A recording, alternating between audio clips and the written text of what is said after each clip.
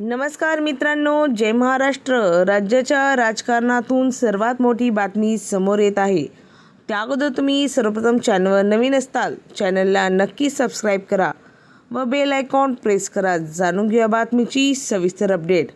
अजित पवार यांचा विमान अपघातात मृत्यू झाला.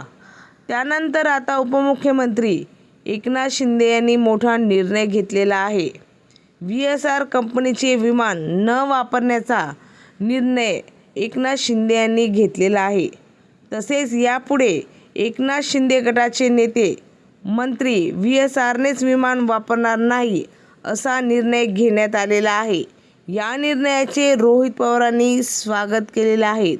तुम्हाला काय वाटतं या वरील मताबद्दल? तुमचा अभिप्राय नक्की कमेंटमध्ये नोंदवा व बघता बघता 1 सेकंद लागतो. व्हिडिओला लाईक करा.